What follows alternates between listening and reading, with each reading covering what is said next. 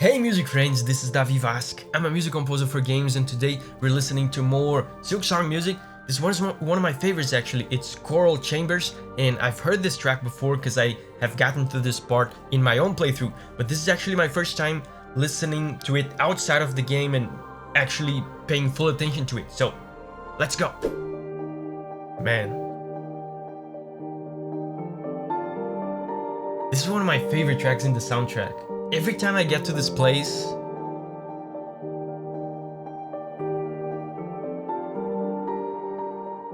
I just have to stop a little bit.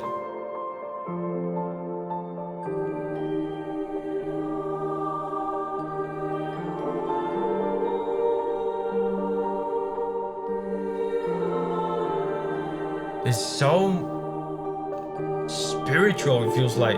It's ethereal, right? It feels like you're in a haze. You're in a daze.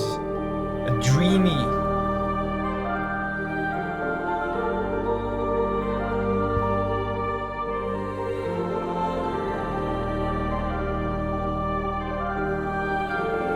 And most of the track is just alternating these two chords. I wonder what chords these are. Let me see.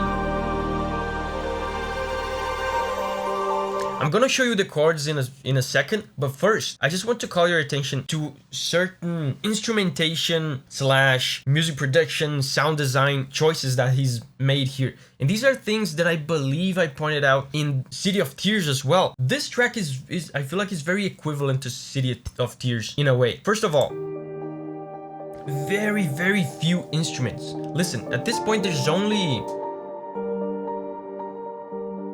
piano. Not only is it just a piano, but listen how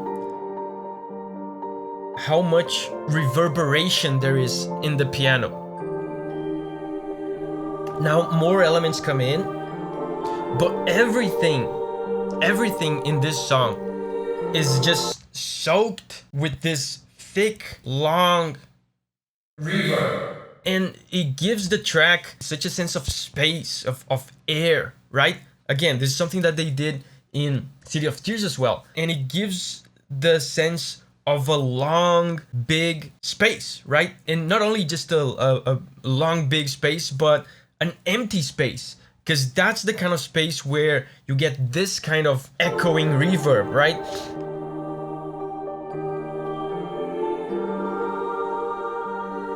And what kind of sensation do you get when you think about a vast empty space? It's loneliness, right? There's this sense of something that has decayed over time. Something that was once glorious and lively, but now is empty.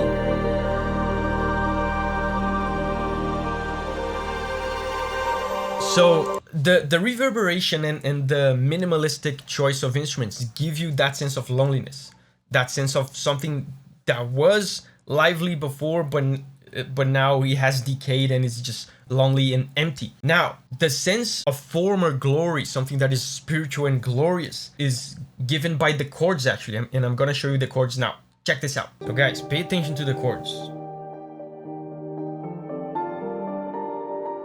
Very positive chords, surprisingly.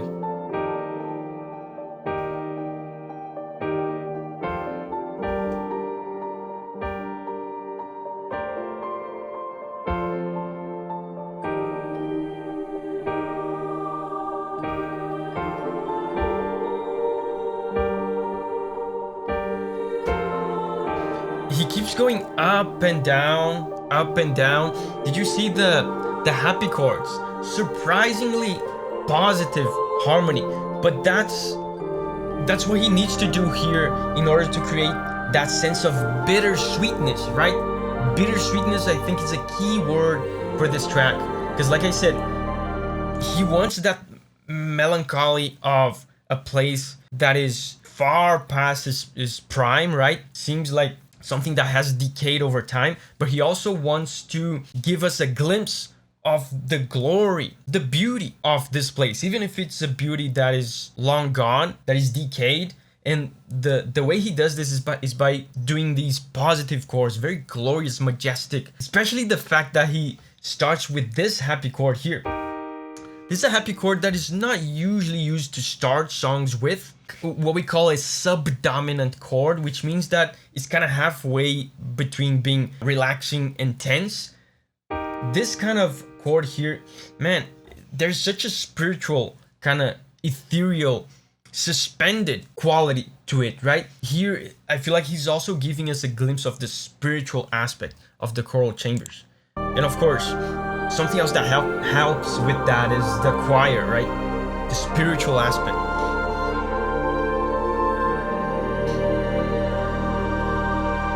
Now he has interrupted the up and down.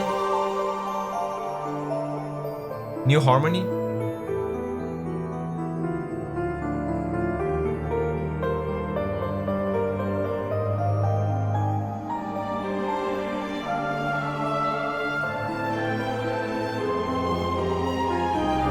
Man, so beautiful.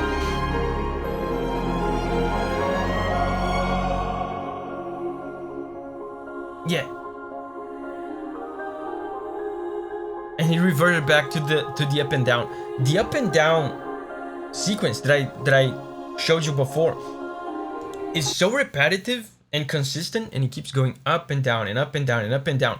It almost reminds me somewhat of a trance, of a hypnosis, right? Which we know it has a lot to do with this, the story of this game, because we know that the bugs in Choral Chambers, they are enchanted, they are hypnotized by thread, right? By the silk. They are all like in this, they're being controlled. I wonder if that's intentional, if he's trying to give us that impression of a haze, right? Of a trance. You're like in this mindless movement. The song goes up and down and up and down, and it's so relaxing and it's so mystical and blissfully unaware of everything. You're just in this trance, right? Man, but I want to go back to this interlude part here, because it goes into such beautiful places. It develops the strings a little bit more here.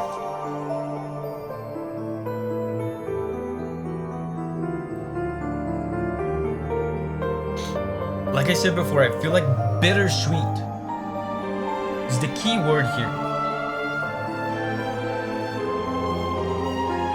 Because there's such beauty, right? But at the same time,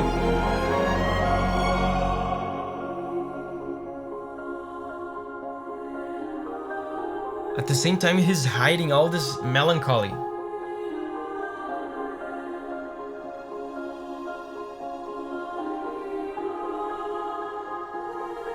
Listen to the reverberation. Listen to how spacey he's trying to make this feel. Oh, there's more choirs now.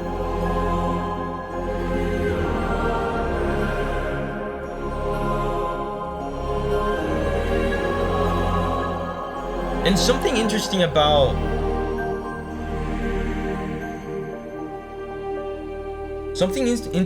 the up and down, like hypnotic part. There's a really cool dynamic here between the upper melody and the bass. Let me show you this. So guys, pay attention here how the bass line complements the melody so well and provides harmony to the upper melody. It's a very interesting relationship. Listen.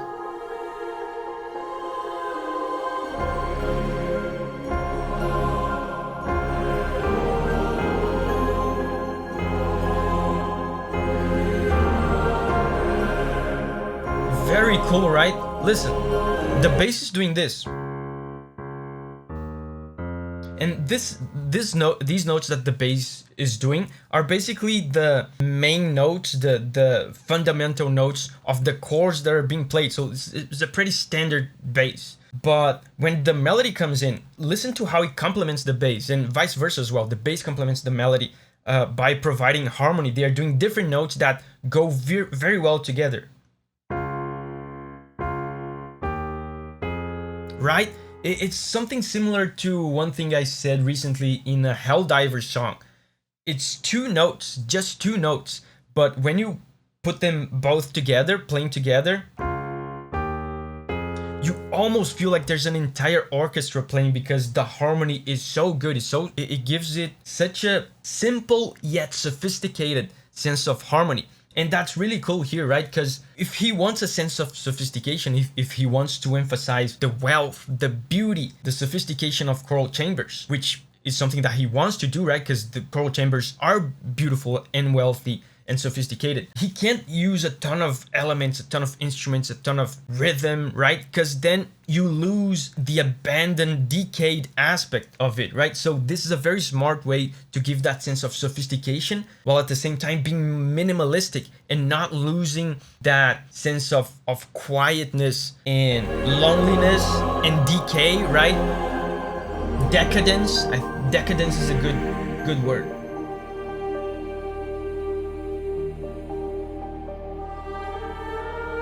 Oh, this is new.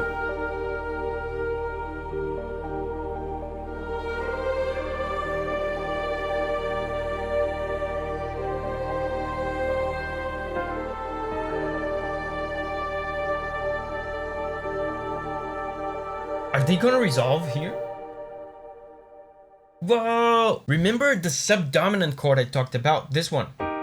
The chord that is kind of halfway between relaxing and tense. They ended on that chord. It's such a spiritual chord that emphasizes that trance, that hypnotic sense in the song. Very interesting chord to end the song on. Hey, I have a bunch of other videos on Silksong music. There's a playlist over here with all the videos I've done so far. And over here, I'm gonna put the VODs of my own first time playthrough of Silksong. I just got my first ending recently. So check these out. And remember, whenever you're ready to spread your wings and go on a music journey again, I'll see you there.